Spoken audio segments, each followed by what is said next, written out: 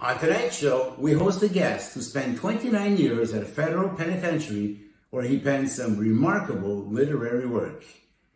Now at a halfway house and soon to be released, he plans on becoming involved with the community and giving back to the needy. Stay tuned for another amazing show tonight on Rob's Inner Circle. We have another great show lined up for you tonight, so don't go anywhere. Stay right where you are. We'll be right back.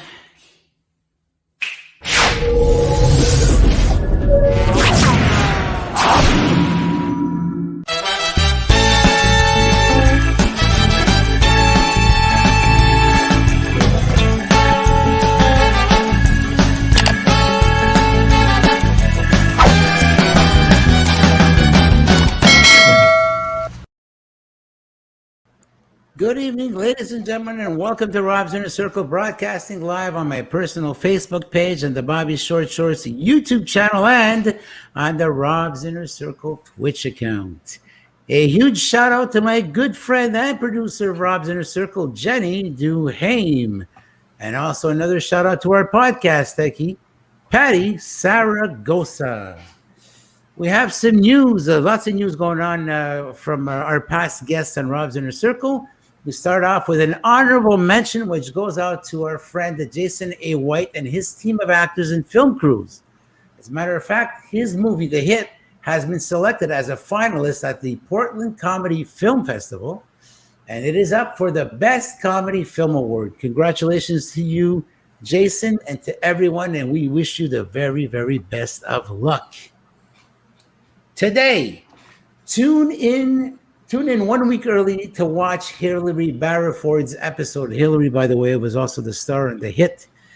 Hilary Barraford's episode of Kevin Can Go himself on AMC, and you can wait till it airs on AMC next Sunday, July 4th. That'll be episode 4, Live Free or Die. So you guys that's going to be something interesting to watch, guys. And if you haven't had a chance yet to see Tribes, the movie, well, you can go to the Rob's Inner Circle Facebook page to grab the link.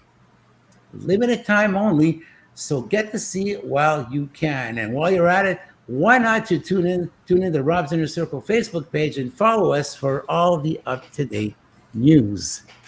Daily Struggles, this sitcom is up and running on the Rise Up TV channel on Roku.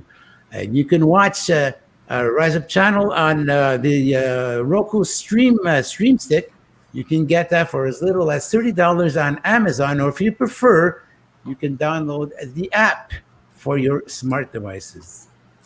We want to also remind you that we have our merch store, which is up and rising. So all of our merch for Rob's Inner Circle, Daily Struggles, Esther's Breeze, and Noon Hour Out of the Box is available on 514brandingco.com. That's 514brandingco.com. We have a lot of interesting items on that website.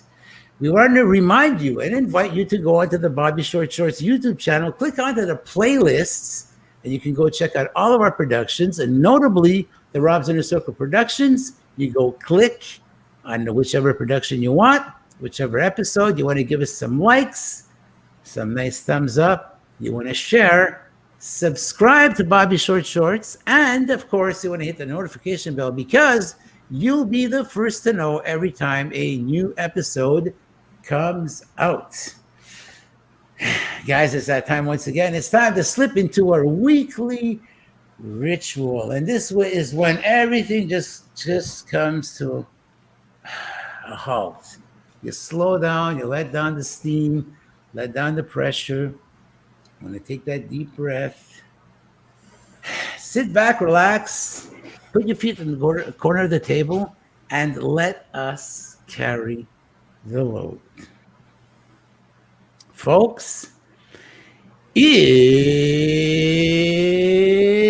showtime. It's time to bring on our guest who's standing by backstage. He's an amazing author, and I can't wait to introduce you to our guest tonight. Ladies and gentlemen, coming to you live from Montreal, our guest tonight, Mr. Colin McGregor. Colin. I feel very relaxed. Thank you for that. There you go. You took my advice, and that's a great way to start off the show, Colin. Why not? Welcome to Rob's Inner Circle, and thanks for accepting to come on to our show. Well, thanks for asking me. On behalf of the people that I work with and for, we really appreciate the visibility here at Reflet de Société Café Graffiti. The socialize. It's our profound pleasure, Colin. So, Colin, let's get to know you a little bit. Tell us a little bit about yourself. You're a writer, so tell us a bit about your work. Well, I mean, I've written I wrote in the university for the McGill Tribune. I had a column. I've written for newspapers and magazines. I wrote for the Halifax Daily News and edited. Some of your older listeners and viewers from Montreal may remember the Montreal Downtowner in the 1980s, which I edited, and from prison because the central fact of my life is I spent 29 years behind bars. I'm 59 years old. I wrote books for the people who I work for now that I've been released, the Reflet de Société mob, the Café Graffiti. And so I've written press releases and speeches for the pharmaceutical industry. I've written speeches and press releases for government. I just love to write. Whatever writing, I've written tests and exams and programs in prison for schools and for dans le milieu carcéral for the powers that be when I was incarcerated as a way of expressing my art and expressing my and helping out with the few talents that I have, and there are very few talents that I have. So I like to write. I just like to write. So I've written poetry as well, and I know tonight you're going to ask me to read one of my poems. I'm in a poetry anthology as well. Indeed, yes, we are going to ask you that, Colin. So you have it handy with you, don't you? It's sitting right here, right beside me. There you go, handy Andy. There we go. You prepped me well. You've prepped me for a couple of hours, so I feel like I've already done the interview. Well, this is going to be like a hot knife and some butter is going to go right through. It's going to be a beautiful interview, Colin. I feel relaxed. So, Colin, tell us, while you were in prison, you wrote, what was it? You wrote a lot of literature. What is the favorite piece of literature you wrote in prison? Well, I wrote a novel based on my years in Marianopolis in the 1970s. In the late 70s, I should say I only spent 2 years there, called Teammates, which is about 3 players on a rugby team and how their lives intertwine throughout their lives. But I think the favorite thing I've written is the poem that I'm going to read you this evening. It's hard to pick a favorite. It's like picking a favorite child, but that would be it. Okay, so while you were in prison, you also wrote a book. Did you mention the book?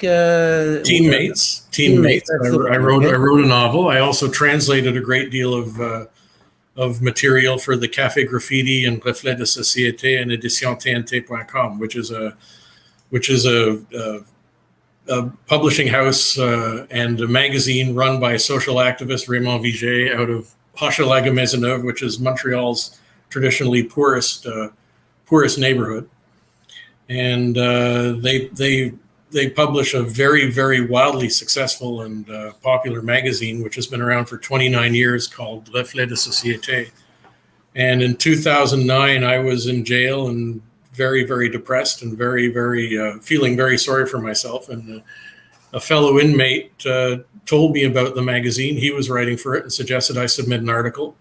And I did. I submitted an article on what it's like to see the world through newspapers and magazines and TV, but not be able to actually see outside the fences, which are surrounded by large trees. And that article became very popular. It was translated into French, and I became a chroniqueur. I became a columnist for Reflet de Société from 2009 till the present day.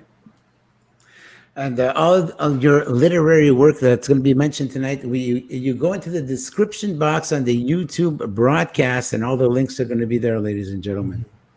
So, Colin, tell us, what is it that led you, attracted you to becoming a writer, to making a career out of it? And the journey from the odd jobs you did throughout your life, did they have some kind of an influence as to when you made your decision that you wanted to be a writer? Well, I came about the profession honestly. My father was a crime reporter for the Montreal Star in the 1950s, and the Montreal Star wound up operations in 1978 because it was the afternoon paper, and the Montreal Gazette was the morning paper. And across North America in the 70s and the 80s, afternoon papers bit the dust. But there was always books and writers and literature around the house that I grew up in. So I always had it in the back of my math marks were very good. I was valedictorian in my high school, but I always had it in the back of my mind that I wanted to be a writer of some sort if it was possible. And then at McGill, when I was at McGill in the early 80s, it sort of crystallized itself because, as I said, I was in the debate team. We were looking for a way to promote the debate team in the McGill newspaper that came out every 2 weeks called the McGill Tribune. So we started, I and a couple of other debaters started a column in the McGill Tribune called Dialogue and Issues. We did the pro and con of a different issue every week. And we started with serious issues. We started with abortion and capital punishment and the sorts of issues that language issues, which were very, very alive in Quebec in the 1980s and still are. And after a while, we got bored with writing about serious subjects, and we started writing pro and con columns on funny subjects, or at least ridiculous subjects like nuclear war, pro and con, and beer, pro and con. And I guess there was a thirst for humor in McGill in the early 80s because the McGill Tribune, which had printed 2,000 copies up until then, had to print 10,000 copies to make up for the demand that our column had created within the campus. And at that point in time, I said to myself, well, I'm not very good at much in the world. I don't have many talents, but I'm an okay writer. So I felt obliged to pursue writing. And after McGill, I landed a job at the Halifax Daily News, which was the tabloid in Halifax, Nova Scotia. And okay. Yeah. Now, sorry to cut you off. You had something to add, Colin? Go ahead. No, Halifax. I loved working in Halifax, Nova Scotia for the Daily News because I was writing a lot of business stories. And the story at the time in Halifax was offshore gas. The provincial government and the federal government were going great blazes to exploit natural gas reserves that they'd found in the Scotian Shelf on the offshore of Halifax. And the federal government was pouring hundreds of millions of dollars into, they called PIP grants, Petroleum Incentive Program grants, bringing multinational American companies up to drill exploratory wells off the shores of Nova Scotia. So the money that was going through a very impoverished province at the time, at least with very modest industry, if any, was extraordinary. And to write the story of how the government was spending one year they spent $770 million they gave it away to companies like primarily Mobil, to bring up semi-submersible rigs to drill for gas on an outer shelf, was extraordinary. Now there wasn't the market for natural gas at the time, excuse me, to justify this sort of expenditure. Only 7% of North Americans use natural gas in their homes. And to use natural gas is a lot of infrastructure. You have to build a lot of pipes and you have to build a lot of tanks.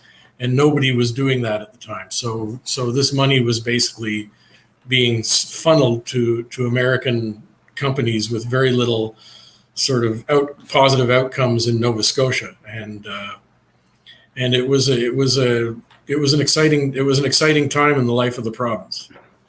Okay, along the lines of your life, you ended up in jail, and you're responsible for a tragedy. You spent 29 years in jail. Yeah, that was after I'd moved back. I moved to Montreal, and then I moved to Ottawa. In Ottawa, the worst thing possible happened, and I don't want to go into it too greatly. That's not the subject of the evening, but I took a life. I walked into a police station. I gave myself up. And thus began the 29 years of confinement. Okay, so you were recently released this past January, okay, and now you're residing in a halfway house. I am. You're about to be integrated back into society, like very shortly, right? Slowly, in a few months. They're very careful with people doing life sentences. There have been some spectacular reoffenses recently, one in particular, but that's the plan to eventually. The halfway house isn't far from here. It's only a 45-minute bus ride, and you know all about bus rides. Yeah. Eventually I will get an apartment and hopefully continue to work here at Reflet de Société, the socialize, and use my writing to give back to the community and give back to the society.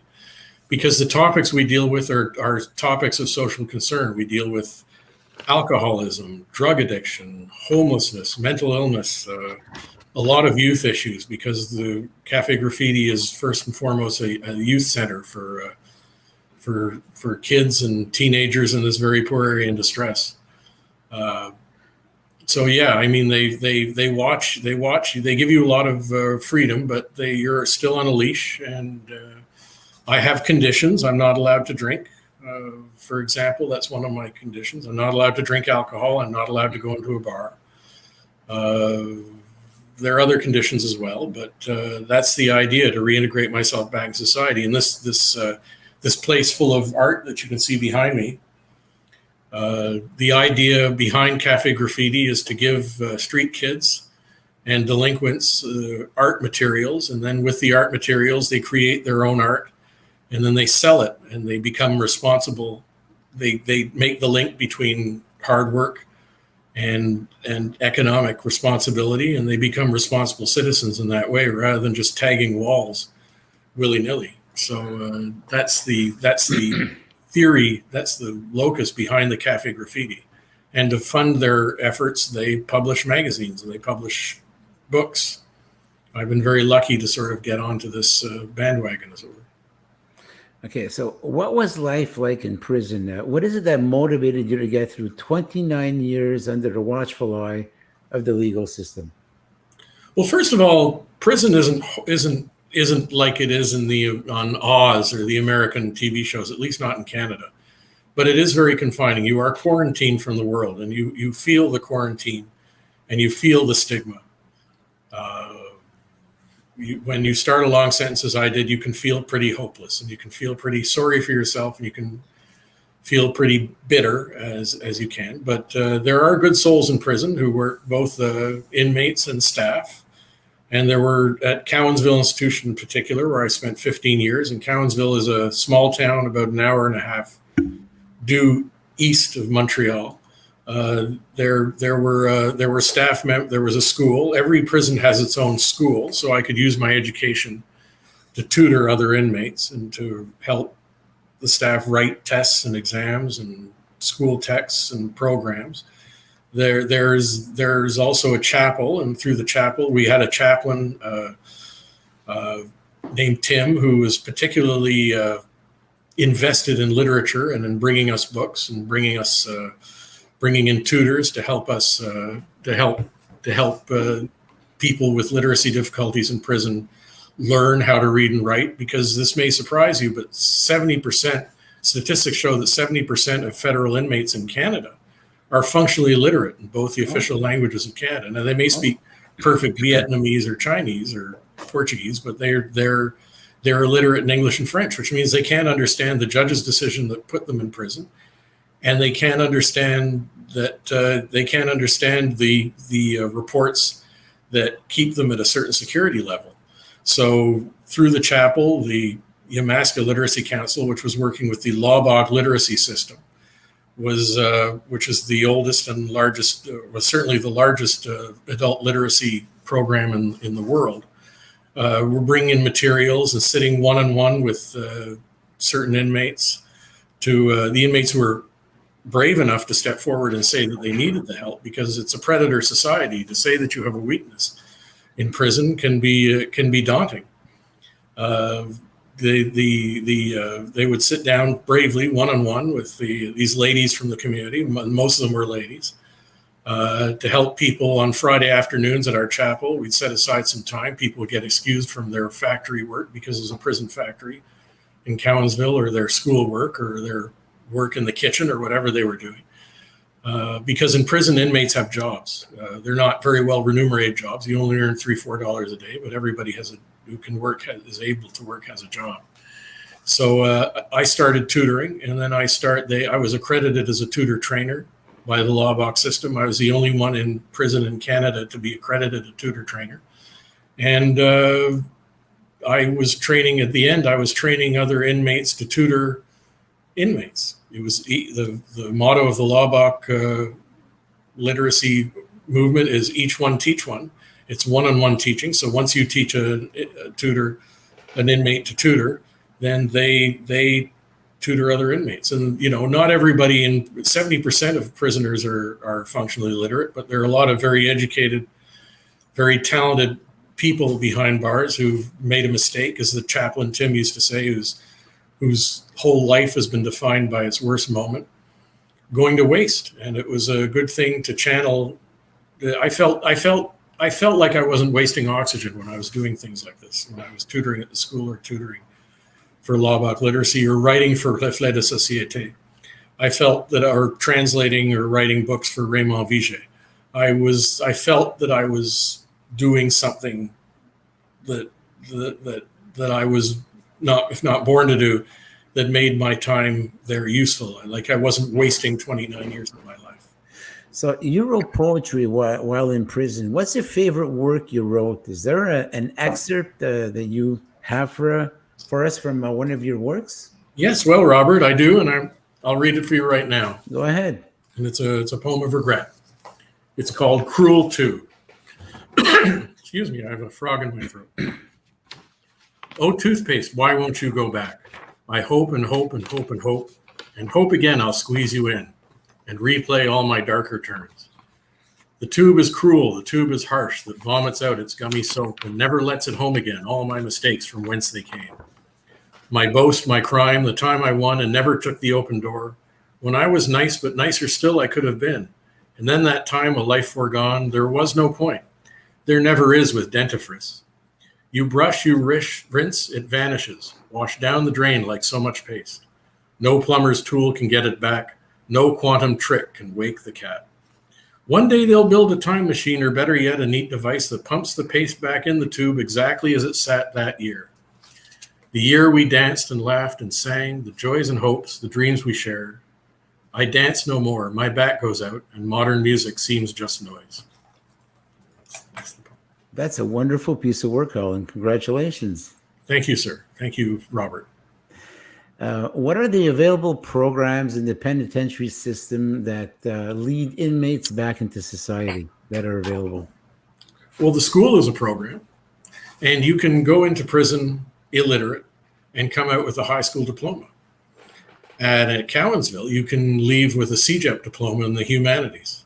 There's a CJEP still operating at Cowansville Institution, which is one of the larger prisons in Canada. Every prison has a school. The poem is Cruel Tube. Sorry, I mispronounced it. It's Cruel Tube. I still have to learn to pronounce my B's better. I'm sorry about that. Thanks, Jenny. But there are correctional programs as well. There are anger management programs. They're mandated programs. I saw a psychologist who I still see on the street over 100 times to work out my mental situation, because I was in a psychiatric ward before my arrest. I have mental issues, anxiety first and foremost, which somehow doesn't seem to have crept in tonight. But I'm sure as soon as we leave, I'll be apoplectic with anxiety. You have to complete these programs in order to be let into minimum security. And then once you're in minimum security, and this is before COVID, minimum secure prisons have no walls around them. And you go into the community on work details or to churches or to my favorite activity was an activity called Présence Compassion. And we would go into the Parc Émilie Gamelin in downtown Montreal, in a sort of dodgy park. And on Thursdays, we'd set up a card table and we'd give sandwiches and coffee and orange juice out to the derelict, to the itinérants who were sitting around in the park. And they would wait for us every Thursday. And they were incredibly polite and lined up in single file. And we'd give them all the food they could possibly eat. And we'd do that with a church group from the Catholic Church. And so you have some, especially when you're in minimum, you have some extraordinary possibilities to go into the community and help out in very direct ways. In medium and maximum security, where you have walls and barbed wire around you, you have fewer opportunities. You have to wait for the opportunities like the Lobach literacy people to come to you. In terms, while you're in prison, in terms of television programming or movies and all that, it sounds probably a funny question to you, Colin, but I thought I'd ask you this. Are you allowed to watch shows such as, in French, Unité 9, which is a prison show? Yeah. The Orange is the New Black, and Prison Break. Are you allowed to watch these shows? Well, we don't get HBO, but there's a full array of cable TV available to us in prison, and we pay for it. As prisoners, it comes out of our salaries. But everybody has a TV and everybody has cable, and it's a great babysitter for the guards. The guards would love that we have cable, so we watch all the shows that you watch. And we don't have internet, and we don't have cell phones, and so adjusting to cell phones was the biggest shock I had when I was released. I still can't believe how much technology has changed. But yeah, we could see Unité 9. And I never saw Unité 9 because it was on the same night as there was an activity at our chapel. But I was led to believe that I'm like the character in Unité 9, which is a French-Canadian prison show that tutors the other inmates. So we could see everything that you see. A lot of sports. We had a full array of sports channels. So we would watch a good deal of sports. And I remember every morning for years, Meteo Media would start their broadcast in front of, on Phillips Square, in front of the office building where I had an office before my arrest. And that was a little frustrating, but it was good to see that Montreal hadn't changed as much as I feared it might. Okay, while you were in prison, Colin, because there are clans, there are different groups and all that. Yourself, did you experience being bullied in prison? Did you have to be part of this clan if you wanted to be okay? Did you have to watch your back because of the clan B is after clan C? What's it like in prison? Is it rough in there? Do you get bullied? What's it like? I was in Ontario prison for 7 years before I was in Quebec prison, and I have to say that Ontario prisons outside of Quebec, federal prisons outside of Quebec, are much, much, much, much rougher than prisons in the province of Quebec. It's a much tougher, reasons that completely escape me. It's a much more adversarial, difficult prison environment. I saw people die. I saw people die from overdoses. I saw people die from being stabbed. They generally did not, for a long time, put people from rival gangs in the same prisons. I think my strategy. Well, I can tell you what my strategy was. My strategy was I worked in a prison library for a while. I worked at the prison school. I just tried to help other inmates so that if things ever got dodgy, people would point at me and say, "Don't hurt him. He helps us." So there was altruism to my helping others, and there was strategery as well. There was some strategy. But the last few prisons I was in were extremely calm and devoid of people from biker gangs and mafiosi and what have you. But they were I think prisons in general have calmed down a great deal from when I started my sentence in 1993. But there's danger in any environment. Okay, how accessible is a chaplain in a prison? Is it easy to get a chaplain? Do you have to have a special request? Do you have to fill out a form, or is it readily available? Well, under COVID restrictions, nothing's readily available. I've got to say that since COVID struck in March 2020, everyone is confined to their own area of the prison, and you need to make a request to see a chaplain. A chaplain comes to see you. Hopefully, now that Quebec has entered a green zone, has lessened its constrictions, things are a little easier in prison. But my last few months in prison were basically spent in my cell or walking in a very small part of the yard, separated from other inmates. And the chaplains would come and see us. But on normal times, and also all the outings I'm telling you about haven't happened since COVID began. But which is terrible because because you have to do a certain number of outings in order to gain the confidence of prison staff to recommend you for parole. But a chaplain is usually the most accessible person in the prison. It can take weeks or months to see a psychologist because there's a huge shortage of psychologists behind bars. But a prison chaplain, you can usually just wander into the chapel and talk to them. And they're usually the nicest people on staff as well. Okay, so while you were in prison, you were involved with community services. You said you worked the bookstore, the library. Which other services were you involved in? Well, every prison has a library. I worked as a librarian for a while. Every prison has a chapel. I never worked in the chapel, but I volunteered there a great deal. Every prison has a school. I worked in the school.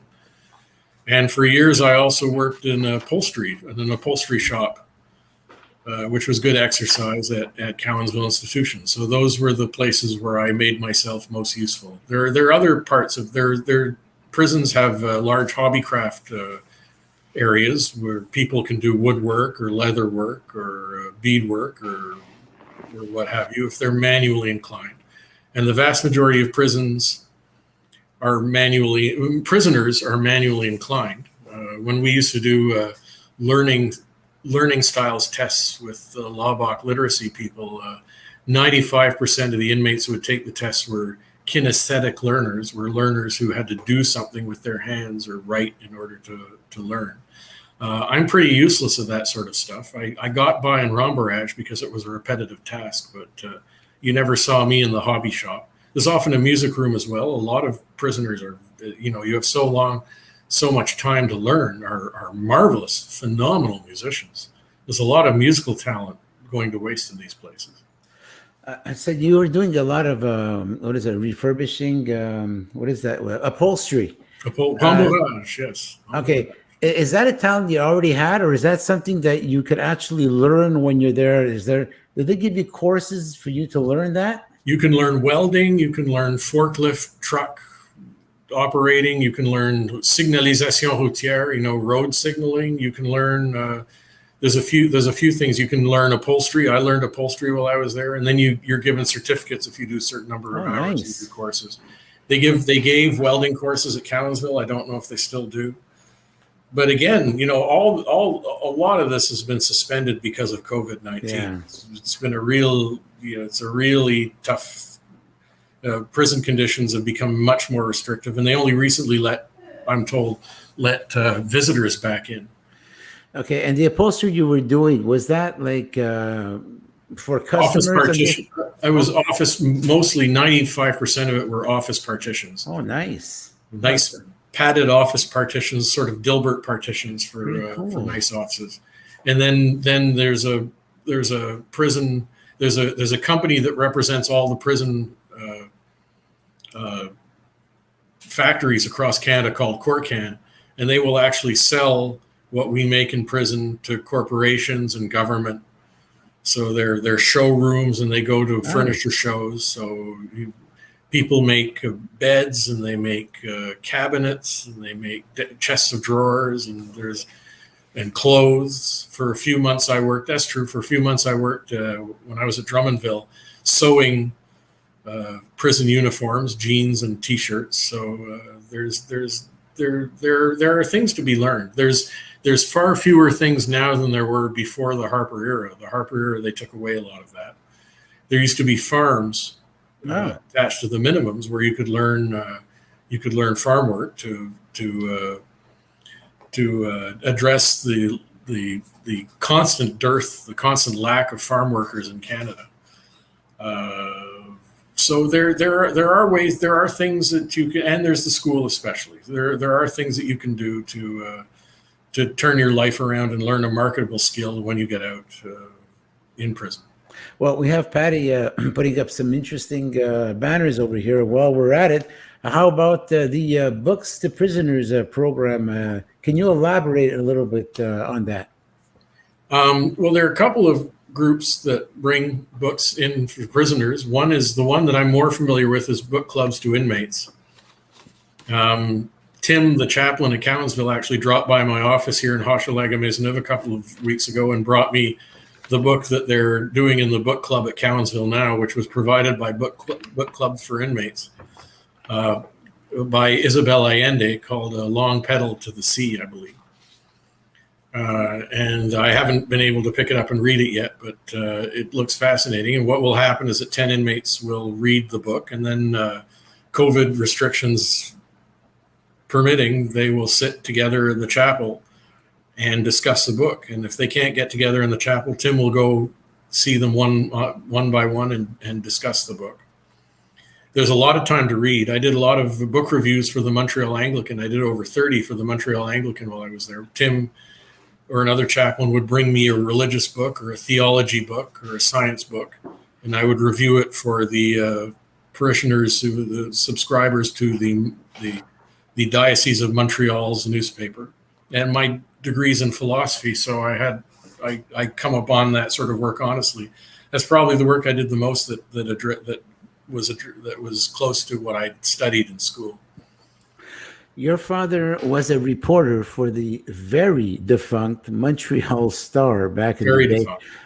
The fact that your father was a reporter for the Montreal Star, did that have any influence on you for you to become a reporter? Sure. No, absolutely. The stories, he was a reporter in the 50s in Montreal, which were an extremely colorful time in the city's history. Governments were doing insane things, and criminal gangs were doing insane things.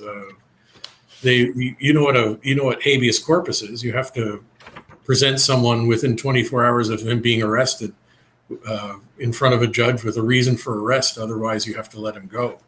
That's what the law read in the 50s in Quebec. And every night at midnight in Montreal, as my father described it, there'd be a zigzag of police cars going from station to station as they would take people incarcerated in one police station, drive them to another police station at midnight, and rearrest them for the same crime, so they didn't have to be let out. They didn't have to show cause as to why the person was arrested. And some people spent months being shuttled around the city with that abuse of habeas corpus. We had a premier in Quebec called Maurice Duplessis, for whom anything went. And Montreal criminal communities were pretty colorful people at that time. So the dinner table stories really raised the hair on the back of your neck. Okay. And he had a big library with a lot of books, and I started reading from a very early age. And he was interested in history and the Kennedys and the Civil War. And I couldn't get to the books at the top shelf, which were his spy novels, but the books on the bottom shelf I could read at night. So since your release from jail, you've been writing for Reflet de Société, where Raymond Viger is publisher. How did you get to meet Raymond Viger? Well, once I was, as I told you, I was referred to Raymond to Reflet de Société by an inmate in Cowansville in 2009, Jean-Pierre Bellemare, who's since been rearrested. Sadly, he's reoffended.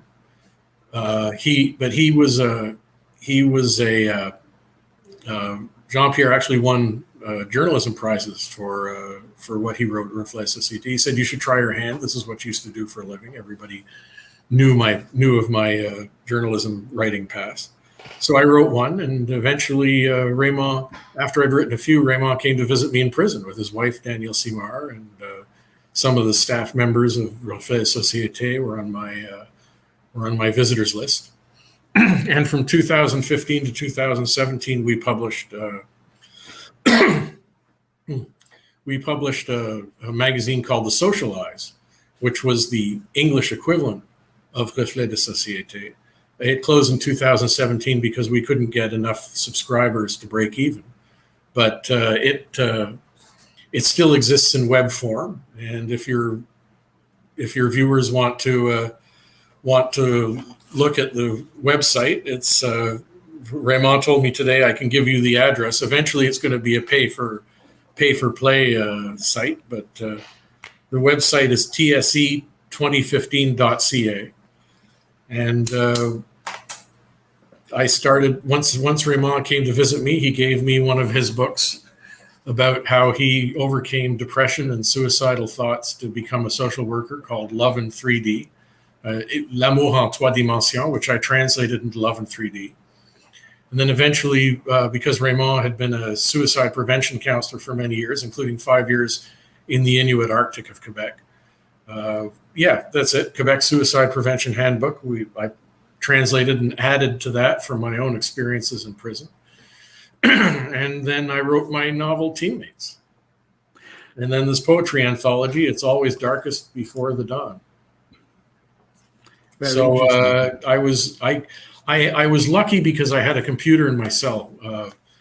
In December 2001, I think it was, the federal prison system, the Correctional Service of Canada, banned inmates using computers in their cells. Oh. But in November of 2001, the publisher of the Halifax Daily News, Lyndon Watkins, thought that it would be a good idea for me to start writing. And at that point, I felt too sorry for myself and too ashamed for what I'd done to do anything like of that.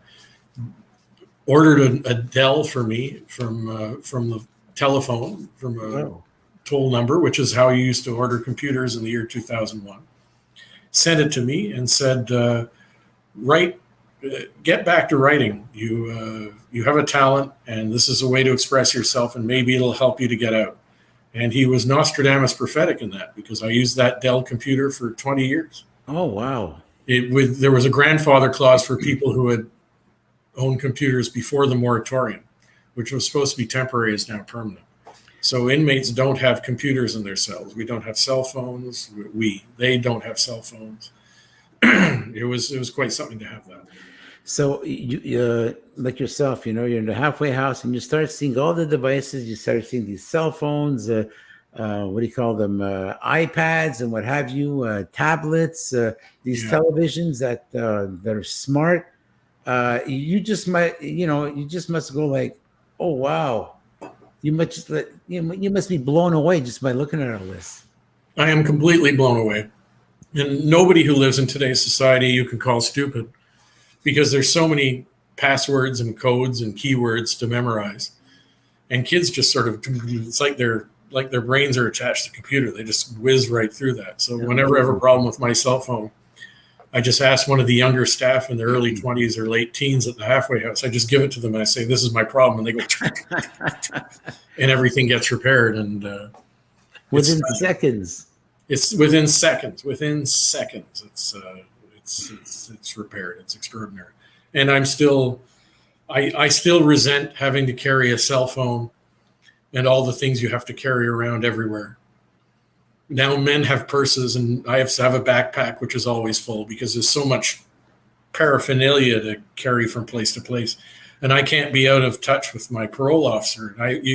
One of the things they do at the halfway house is you have to tell them where you're going. You can go where you want within limits, but you have to say, you have to give them your itinerary. And if your itinerary changes when you're out of the halfway house, you have to phone them with that change of your itinerary. Oh, wow. And you have to be within reach at all times. So I can't leave my cell phone aside for a minute. And I really resent that. I liked the feeling you'd get before in the 1980s and 1990s of sort of, if I took a train, I love to take trains because nobody from my office could reach me when I was on a train. There were no telephones on trains. Now you're not out of reach wherever you are. Well, long live the days when you had the phone booths and you were a dime away from making that phone call. Well, they still have phone booths in metro stations, I noticed.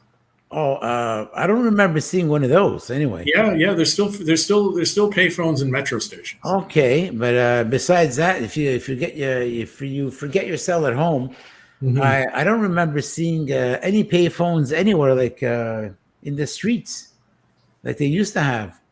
Well, when I was doing at one point in minimum security, I was doing a job in the community. I was going down by myself to Hochelaga Maisonneuve every day. And they would give you a packet full of an envelope full of change. And they would tell you, if you get in trouble, if you're delayed coming back, find a payphone in a metro and phone us. And so I know that metros. I noticed that in the metros still have payphones, and pretty well nowhere else. Oh, well, okay. Well, anyways, it's always good to keep, some of our past, or some nostalgia. Mm-hmm. So, having worked at, or you're working at Reflet de Société, you must know one of our past guests by the name of photographer Georges Dutil. I do know Georges Dutil. I know of him. I've translated things about him that in various books and publications of Reflet de Société and Café Graffiti. But I've never had the pleasure of meeting the man. I gather he's one of Quebec's great photographers. Indeed, he's a very talented photographer, and he took some amazing pictures just with his iPhone. He was one of our guests. Mm-hmm. And since you have access to a computer right now, I strongly urge you to go on to the Bobby Short Shorts YouTube channel. Mm-hmm. Go on to the playlist, Rob's Inner Circle, and we have George Dutil's interview when he was on our show with us. Oh, wonderful. I definitely do that. I know he works for the Café Graffiti. The Reflet Société owns a bistro called the Bistro St. Cath, yeah, which has musicians and performers and poetry slams, honoring and putting forward Quebec Hollywood's best talent. And I know Georges Dutil does a lot of photography down there. They're just a stone throws away. They're basically attached to our offices here, and they have art in the walls like this too, and it's for sale. Amazing. Yeah. Tell me, where do you get your inspiration to write your poetry, to write your books, to write all your literary work? Well, for the poetry, I'd never been much of a poet before, and Raymond Viger said, "I want you to translate some of my poems into English, and then we'll do an anthology book, and you'll write poetry." And I thought, I don't write poetry. So it was Raymond Viger that basically threw me out of the nest and told me to write poetry, and I did. And that's the one I read to you is the one I'm proudest of. It expresses my regret for my crime and my general situation, how much you wish you could rewrite the past, but you can't. Teammates, I found it therapeutic to remember better days, to project myself back to the days when I was in CINQ-FM. And it's a story about three members of a rugby team whose lives intertwine as they go on, but they meet at Marianopolis College in the late 70s. So I could project my mind back to a better time, and I've got a pretty good memory, and take these characters to places that were familiar to me. And that was my inspiration. Anything to escape prison mentally without escaping prison physically.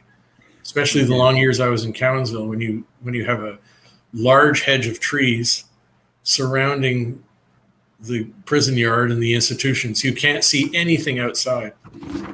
You just imagine, and you just read the papers and see the TV to know that the world is going on. But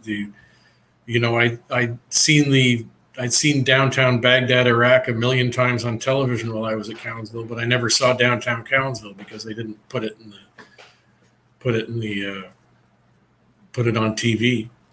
And we actually had a business link to Cowansville. My father's travel agency was in Cowansville for many years.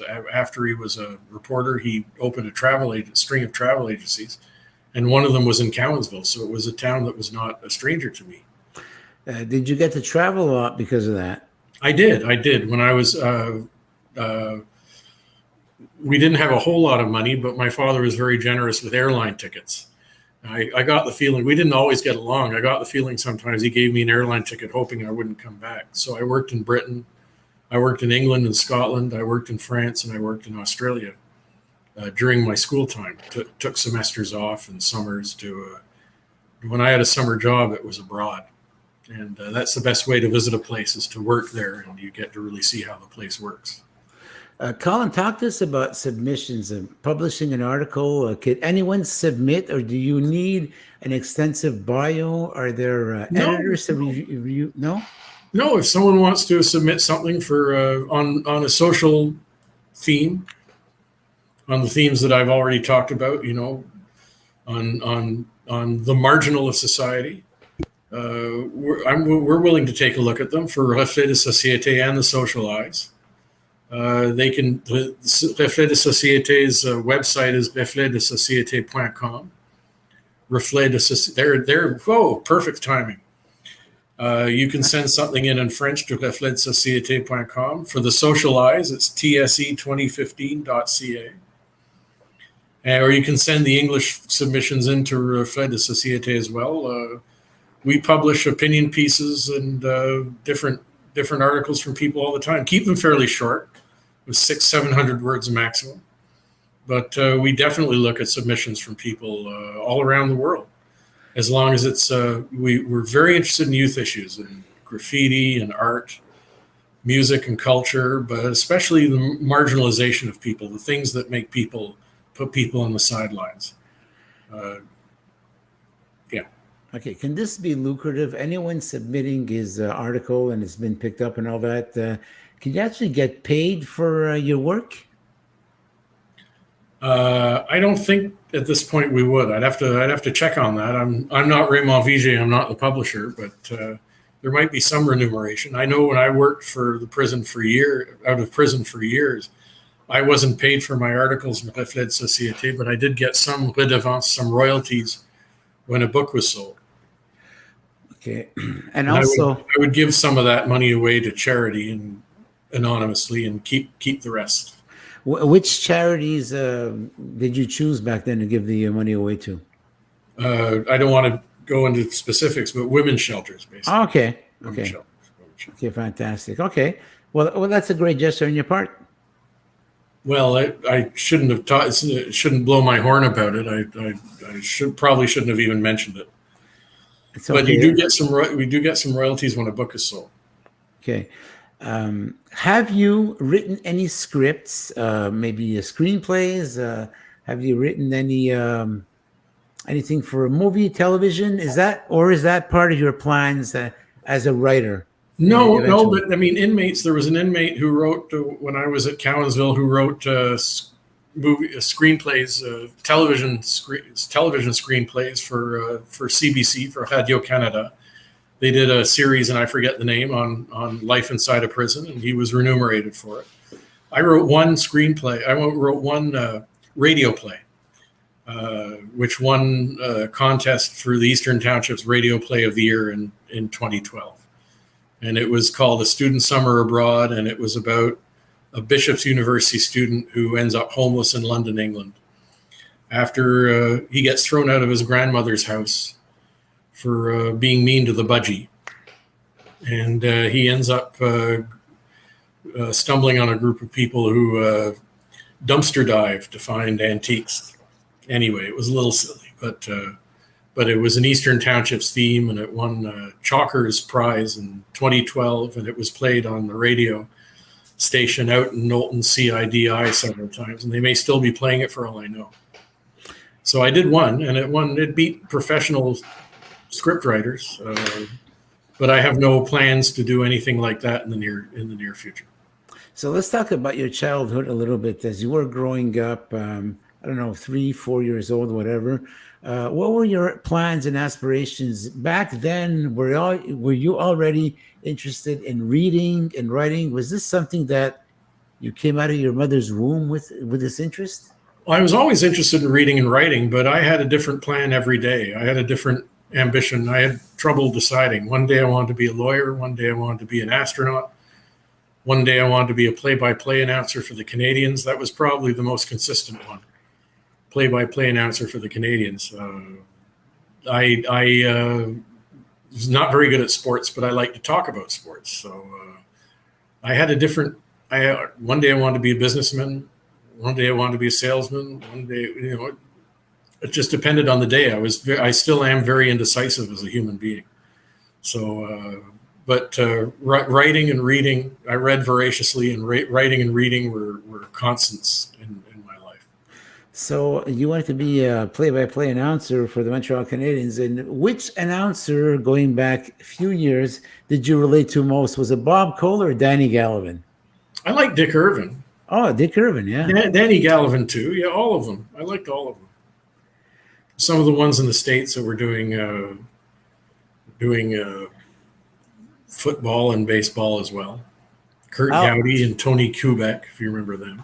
Al Michaels, he was Al Michaels. Yeah. Do you believe in miracles? Yeah, that'd be one.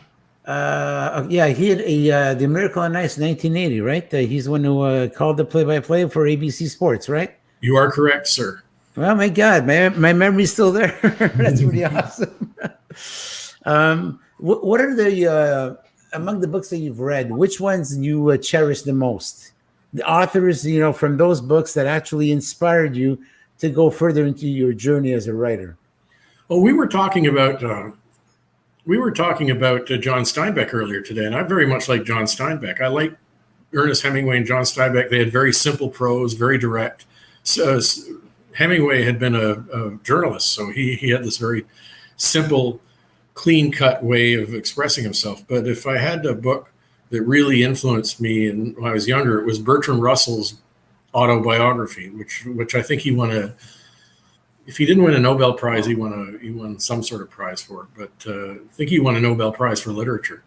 And it was an extraordinary. Bertrand Russell was a British philosophy professor who died about 1970, I think. But he was a logician and a mathematician, and it was very, very influential book in my life, I remember. And the other one I was telling you about earlier was Carl Sagan's Cosmos. I just love it. Mm-hmm. I just love that book. We also mentioned Montreal native Mordecai Richler. Did he influence you in any way? Well, he grew up in the neighborhood, so his son was my debating partner at Westmount High.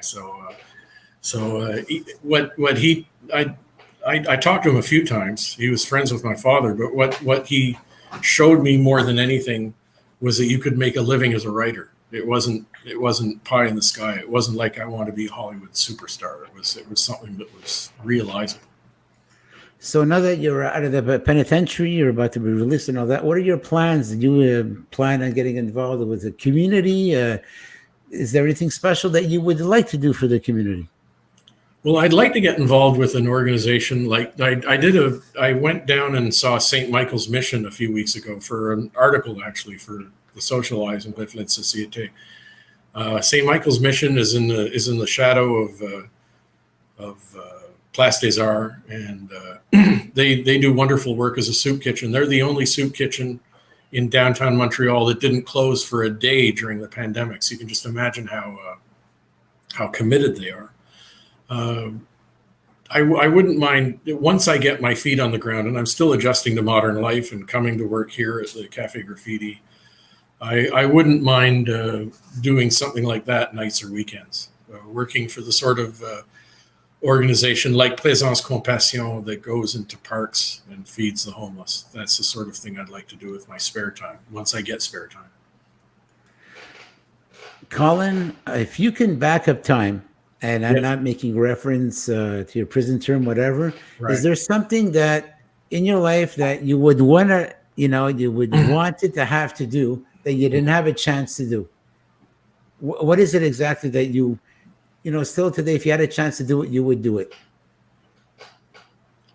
At a certain point, I left. I was doing sciences in school for a long time and switched to philosophy.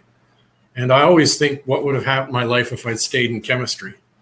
I might have wanted to not major in philosophy and major in chemistry. I'm proud of my philosophy degree, but and I did a master's in public administration at Carleton. I didn't finish, but I got a diploma in public administration. But I would probably like to have stuck with the sciences. The sciences are endlessly fascinating. And science is the world around us, and science is our future. And it's our past. And that's probably, if I have one regret beyond the reason I ended up in prison in the first place, it would be that. You were saying backstage that it's quite a challenge to reintegrate society. Like something that it didn't know and it didn't realize is that you have to reactivate your social insurance number, among other things. So what are the steps you got to take? Like besides, okay, you got to reintegrate your social insurance number and getting back into society and all that. Do you actually have some help? In terms of finding housing and finding a job? Do you have some support from anybody? There's an organization called Service de l'aide à l'emploi de l'Est in very close in Tétroville, very close to the halfway house, that helps people 35 and over with a criminal record get back into the job market. There's no shortage of semi-skilled labor jobs out there. As long as you have 2 legs, 2 arms, and a head, they'll hire you. In terms of reestablishing yourself in society, the personnel at the halfway house are very helpful in doing that. But you have to do a lot of this stuff on your own. And there are organizations. One is called Toi d'abord, T-O-I-T, which means roof in French. Roof first of all, that help long-term offenders get affordable, I don't know if it's subsidized, but affordable apartments in Montreal, which is a real challenge because sorry, I just have something that's shown up on Votre Batterie FM that help you get an apartment back on the when you're back in society. Sorry, we just had a battery sort of alert here on the little computer I'm using. Well, just in time. We're about to sign out over here. So, look, as a closing comment, Colin, what advice do you give to anyone who wants to get into writing, who wants to write plays, whatever, writing poetry, novels, books, whatever, memoirs? What is the advice that you have for anybody out there who is working on this stuff and is just totally discouraged? How could you boost these people tonight with that one simple sentence you're going to tell us? Well, I like what Ken Follett, the author, said when he was asked this question a few years ago. He said, to write, you have to read. Okay. So read the sorts of things that you want to write. Read in those domains. You have to read before you write. Fantastic. Well, listen, Colin, unfortunately, that's all the time we have. Folks, our show tonight is going to be rebroadcast in a half hour. You can go onto the Bobby Short Shorts YouTube channel, go into the playlist, Rob's Inner Circle, and you can watch the show again. Colin, an immense thank you to you for coming on to our show tonight. It was such an interesting show. Thank you so much. I see that you've inspired some of the audience members, and I'm sure you're going to be inspiring many, many people with your great works. Thank you. Thank you for having me. It's good to be able to publicize the work that this organization for which I work does. Colin, are we still good? Can you hang on a little bit? We're going to sign off, and can you stay backstage for a few minutes? Sure, for a few minutes, absolutely. Okay, I'm going to sign off with the audience. So thank you once again, Colin, for being on the show. You're welcome. Well, ladies and gentlemen, that was our guest tonight, Colin McGregor, an author, a man who spent 29 years of his life in a federal penitentiary, and he made good with it. He has a lot of fantastic literary work that he has done that is very memorable and accessible. You can go into the description box on this show today, on the YouTube description box, and you can go see all of the links, all of the books that you can get from our guest tonight, Mr. Colin McGregor. Just a reminder to stay tuned this upcoming Wednesday. I'm going to be co-hosting Noon Hour Out of the Box with Esther Berzinski, and that's going to be a lot of fun. It's at noon. It's a 15-minute show. So come tag along and have fun with us. The subject this week is going to be children's playtime and early childhood. So that's a show you don't want to miss. Next week, we have another exciting show, and our guest is going to be Mr. Robert Katz, the author of Yes, You Can. He's a quadriplegic. He's going to be talking about his journey where he had a near-death experience, and he encountered while in a 2-week coma that changed his life.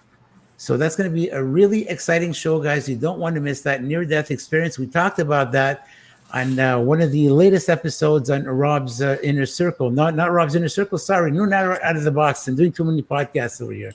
Folks, thank you so much for tuning in.